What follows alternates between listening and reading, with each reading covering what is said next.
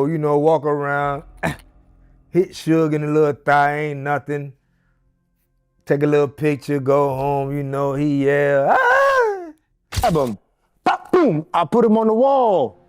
And I'm like, get this jury, man. Now you gotta get the fuck out of Miami, dog. Ali Zoe Adam is back after spending 18 long years in prison on some heavy kingpin charges, and he's already spilling some wild stories. This man didn't just run the streets, he also had run-ins with some of the biggest names in the game. One of the craziest tales is how he straight up shot Suge Knight in the thigh, and had the infamous music mogul screaming for his life. You know, walk around, hit Suge in the little thigh, ain't nothing. Take a little picture, go home, you know, he yell, ah! And I'm like, listen to this fat. Now, let's be real. Not just anyone could stand face to face with Suge, let alone make him scream. Suge was one of the most feared men in the industry, but Ali didn't stop there. Apparently, he even almost pushed Suge off a boat just because he was being annoying. I said, I'm gonna push this fat off this boat now. I'm telling you. He moved that my way, I'm gonna push this. I'm talking to D-Mac though, he don't know. And it's not just Suge who felt Ali's presence. Even Terrence Gangsta Williams, arguably one of the most respected and feared names out there, has his own stories about Ali. Then I seen he was in a magazine, a Fed magazine, right? So I was like, I'm gonna throw a shot at it and diss him.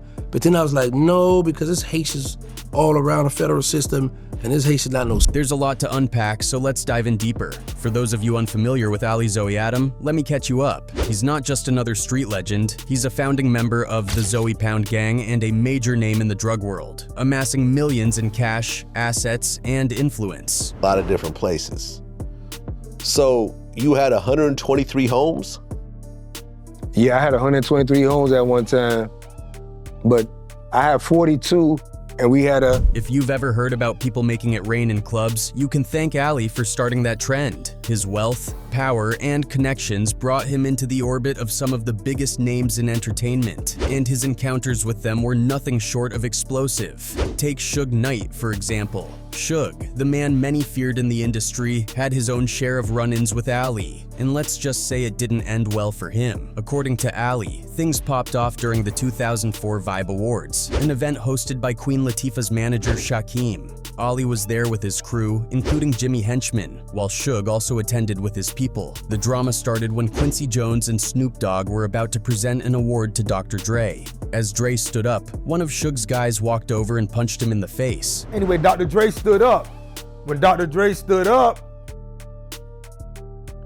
Magic, he bounced from an end table in front of G-Unit them. Suge denied having anything to do with it, but Ali and his team weren't buying it. Days later, at a Kanye West party, Ali decided it was time to handle things. He saw Suge there and shot him in the thigh, sending a loud message. You know, walk around, hit Suge in the little thigh, ain't nothing.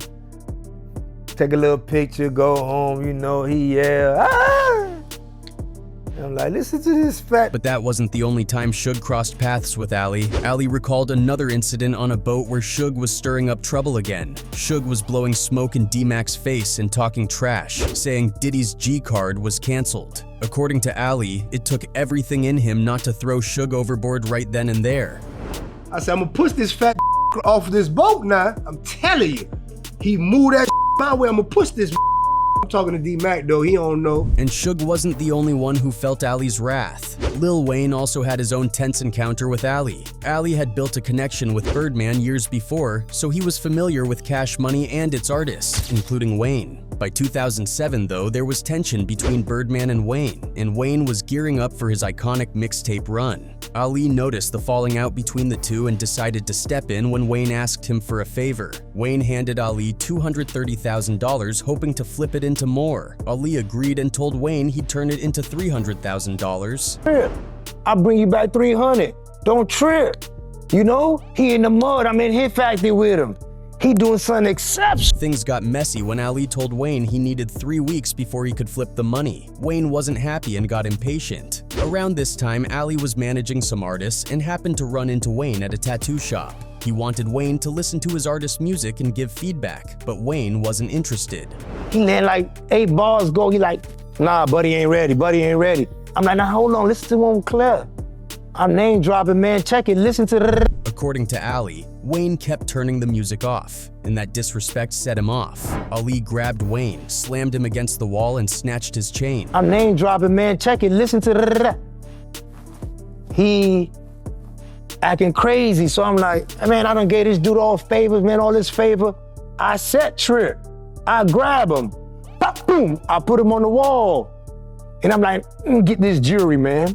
Now you gotta get the fuck out of Miami, dog. Wayne's 3 bodyguards stepped in to retaliate, but one of Ali's men pulled out a gun. At first, the guy fumbled with the gun, but once he got it right, Wayne's team backed off. Ali then made it clear to Wayne that Miami wasn't big enough for the both of them. He told Wayne he had to leave the city. Ali's influence was so strong that many people in Miami sided with him. He even had 20,000 flyers printed saying, "Cash money must leave Miami." Fly, man, go make man 20,000 flyers, man. Say cash money must leave Miami or show Miami love. The situation escalated until others, like Jimmy Henchman, stepped in to calm things down. Eventually, the beef was squashed, and Wayne not only listened to Ali's artists, but also got his money back. Even big names like Snoop Dogg and Dr. Dre got caught in his crosshairs. Back in 1993, there was a heated beef between Death Row Records and Miami's own Luke Campbell. Snoop and Dre dropped disses aimed at Luke, which didn't sit well with Ali and others in Miami who respected Luke's legacy. When Dre and Snoop came to Miami to perform at a beach show, Ali and his crew made sure they knew whose city they were in. They rolled up to the venue and shot up the place, sending a clear message. Miami wasn't the place for them to perform, and they needed to leave. We be like, hey man, yeah, they can't do this show on Hollover Beach.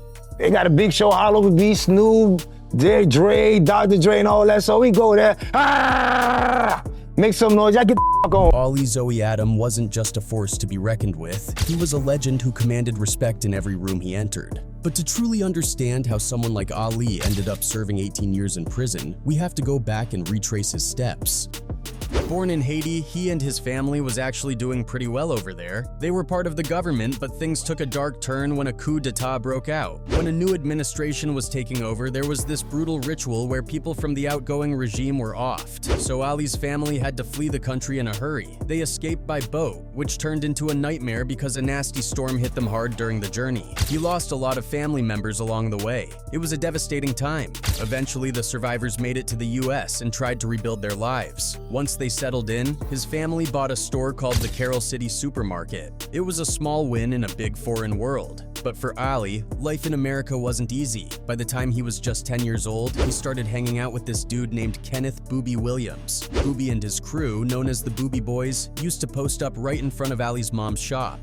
To Ali, they looked like the blueprint for success in America: money, power, and influence. Booby was running a massive drug operation back then, and Ali wanted in. They became the visual of what I wanted in America, because I kind of money ain't grow on trees, you know. At first, he was just a young runner for Booby, doing errands and making a little cash, but that little cash felt like a lot to a kid. By the time Ali was 10 or 11, he was already familiar with the system, spending short stints in juvenile detention, 3 months here, 4 months there. That might not seem like much, but for a kid that young, it was a lot. He made me a lieutenant. You know, I'm in middle school, but I'm hanging with Booby. You see me with the big boys. He walking around with the rope chain, big Mercedes-Benz piece. You know what I'm saying? Around this time, Ali got involved with the Zoe Pound, a Haitian street gang that started in Miami. The name Zoe comes from the Creole word for bones, symbolizing toughness, especially in jail. The original Zoe Pound crew was just 19 people, and Ali was one of them. And the founders, you know, the people that first put it together are the 19. There's, of course, you, Macazo. Definitely Magazo, Chub, Joe. By the mid-90s, Ali started making serious moves. By 1996, he was deep in the game, serving clients from all walks of life. He even claimed he had cops in his pocket and was making deals with notable people, including the late rapper Soulja Slim. According to Ali, his reach and influence in Miami were bigger than the likes of Jay-Z, Beyonce, and 50 Cent combined. Money flowed easily, and people naturally gravitated toward him because of it. I got fish scale though. This coke so pretty and nice, it's undeniable. But back then, you know, we like superstars from Miami. But things started falling apart in 1997 when Booby got arrested. The Booby Boys were blamed for a string of crimes, including 35 MDers. One of the most infamous incidents was the drive-by shooting that offed a rival drug dealer, his girlfriend, and a 5-year-old boy. From 1993 onward, shootings tied to the Booby Boys injured more than 100 people. Ali, however, believes the police pinned a lot of unrelated crimes on the crew just because of their reputation. As the leader, Booby took the brunt of the blame and was eventually convicted in 2000. He's still locked up to this day. With Booby out of the picture, Carol City changed. Projects that had been in the works shut down, and the sense of unity among the crew faded. By 1998, though, Ali had his own drug operation running strong. He even brought his cousin into the business, and together they kept things moving. From 1998 to 2005, Ali Zoe Adam was operating on a whole different level, moving at least 1,000 kilograms of coke, according to the paperwork. The operation was smooth and heavily connected. The coke came from Colombia, made its way to Haiti, and then got shipped into Miami by boat or airplane. At that time, Haiti was a major hub for coke TFicking, running a big era for about 4 years. You distributed at least 1,000 kilograms of cocaine, and was coming from Haiti to Miami by boat and airplane. One of the early mentions in the paperwork describes how Ali and his associate, P. Jerome, delivered 40 kilos of coke to South Carolina. After that, Ali came back to Miami with $1.3 million in cash. The money was then sent back to Haiti to pay their Colombian suppliers, keeping the whole cycle running. But that wasn't even the most surprising part. Ali and his crew even managed to work with American Airlines to ship coke. They would fill suitcases with 30 kilos each, usually loading up 6 suitcases at a time for a total of 180 kilos. They had help from airline workers who carried the bags, and somehow they never got caught. How often would these suitcases get caught though along the way? Caught? Oh, ain't no caught. Caught. It was that sweet. Nah, ain't no caught. Ali and P. Jerome were still making big moves during this time. At one point, they delivered $1 million to a man named Reggie as payment for coke being moved by boat. But things started to go south when P. Jerome eventually flipped and talked to the feds. According to Ali, about 115 people snitched on him, and Jerome was one of them. Before the betrayals, though, Ali's crew was the biggest drug supplier in Miami. Even Ali's uncle, Gary Jerome, who was a cop, got involved in the operation. Ali called him G, and G wasn't just playing around. He was Ali's roadrunner, moving millions of dollars in drug money back to Haiti and bringing at least 120 kilos of coke into Miami. He was living a double life, dealing drugs on a high level while wearing a badge. According to Ali, his uncle and the other cops who worked with them are still on the run to this day. Around this time, Ali started rubbing shoulders with big names in the music industry. He met Diddy when Diddy came to Miami and made sure he was well taken care of. Ali became close to Wolf, Diddy's right-hand man, and he often supplied recreational drugs to Diddy and other industry people. Well, when Diddy would come to Miami, you made sure he was good. Yeah, with Wolf. God bless his dead heavy. You know what I'm saying? He man ain't no bodyguard. He was his main man. He even signed a few artists to his own music ventures. Ali also got to know Birdman through the dice game. According to him, he once gave Birdman $100,000 to play, but Birdman lost and only paid him back a small portion of the money. Hey, Birdman want to get in. You know what I'm saying? I ain't got no money. I'm like, hey man, yeah, I got 100 grand. Yeah, T-Fred. Get him 100 grand out that Benz, man. You know, come back, he see. This is the face right here. Ali also spent time with Wyclef Jean and Wyclef's brother Haitian Jack, who was a well-known figure in the streets. Around 2002, Ali started connecting with other plugs, including Mark Poitier, who had ties to the Bahamas, and Victor Joseph, who owned several boats. These connections only expanded his network, but things didn't stay smooth for long. At one point, 60 kilos of coke were stolen from a crew known as the Telsey Brothers. Rumors spread that Ali and his team were behind the theft. The Telsey Brothers didn't take it lightly. They showed up at Ali's warehouse and opened fire. hitting his car 42 times. Some of Ali's men were seriously injured in the attack. Victor Joseph was hit 8 times, and Marc Poitier took 2 bullets, leaving him in a wheelchair. That wasn't the only time Ali found himself under fire. He admitted to being involved in several other shootings, though he managed to survive them all. In the same year, 2002, Gary Kelly, also known as G, was released from prison after serving 12 years for coke charges. He and Ali became tight, building a close partnership. But by 2003, cracks started forming in Ali's operation. He and P. Jerome had a major falling out after Jerome accused Ali of breaking into his house and stealing his money. Ali swore he had nothing to do with it, but Jerome didn't believe him. Not long after, Jerome got arrested, marking the end of their partnership. After Jerome was out of the picture, Gary Kelly stepped up as Ali's new right-hand man. By 2004, Ali Zoe Adams' operation was running at full speed. He was pulling in $1.5 million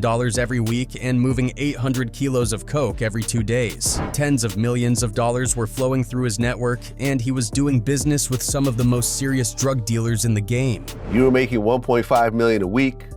You were getting 800 bricks every 2 days. So you now have tens of millions of dollars running through your operation. Yeah. Ali wasn't just a local player anymore. His connections were on another level. One of his key links was Jimmy Henchman, a big name in the music industry who had also spent time behind bars. Ali met Jimmy in 2000 through Wyclef Jean, and the two hit it off. This relationship not only strengthened Ali's street ties, but also opened doors for him in the music world, introducing him to some of the biggest names in the industry. At one point, Ali found himself in the middle of the beef between Jimmy Henchman and 50 Cent. Even though Ali wasn't directly involved in the drama, his relationship with Jimmy meant he couldn't completely stay out of it. Around this same time, Ali also had a run-in with Lil Wayne, as highlighted earlier. Since Ali had built a connection with Birdman years before, he was familiar with Cash Money and its artists, including Wayne. By 2007, though, there was tension between Birdman and Wayne was gearing up for his iconic mixtape run. Ali noticed the falling out between the two and decided to step in when Wayne asked him for a favor. Wayne handed Ali $230,000, hoping to flip it into more. Ali agreed and told Wayne he'd turn it into $300,000. So, with me, what's up? I got 230 grand, boy, I got you, don't trip. Things got messy when Ali told Wayne he needed 3 weeks before he could flip the money. Wayne wasn't happy and got impatient. Around this time, Ali was managing some artists and happened to run into Wayne at a tattoo shop. He wanted Wayne to listen to his artist's music and give feedback, but Wayne wasn't interested. And he pissed off. He looking ugly, he pissed off. I'm like, man, listen to the song with him and Wyclef. According to Ali, Wayne kept turning the music off, and that disrespect set him off. Ali grabbed Wayne, slammed him against the wall, and snatched his chain. Man, I done gave this dude all favors, man, all this favor. I set trip. I grab him. Pop, boom, I put him on the wall. And I'm like, get this jewelry, man. Now you gotta get the fuck out of Miami, dog. Wayne's 3 bodyguards stepped in to retaliate, but one of Ali's men pulled out a gun. At first, the guy fumbled with the gun, but once he got it right, Wayne's team backed off. Ali then made it clear to Wayne that Miami wasn't big enough for the both of them. He told Wayne he had to leave the city. Ali's influence was so strong that many people in Miami sided with him. He even had 20,000 flyers printed saying Cash Money must leave Miami. Fly, man, go make man 20,000 flyers, man. Say Cash Money must leave Miami or show Miami love. The situation escalated until others, like Jimmy Henchman, stepped in to calm things down. Eventually, the beef was squashed, and Wayne not only listened to Ali's artists, but also got his money back. By this point, Ali's wealth was unimaginable. He had so much money that he needed to launder it in creative ways. He spread it across multiple fronts, owning 123 homes and a fleet of luxury cars. His operation was massive.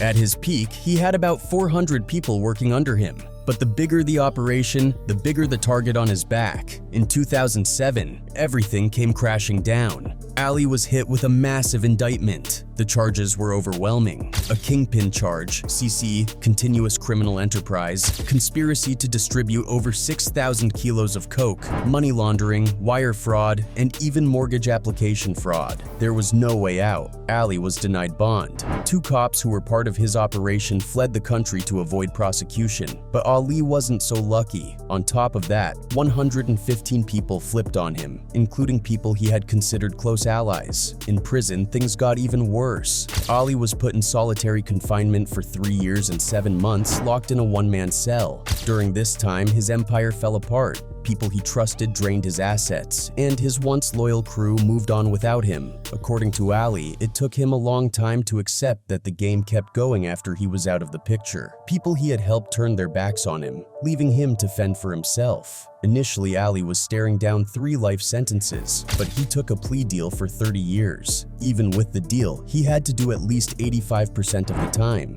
which meant the best-case scenario was serving 25.5 years. However, Ali managed to file a motion that shaved 12 years off his sentence, reducing it to 18 years. He served the full 18 years and was finally released. Now, Ali is on house arrest and will remain on probation for the next 3 years.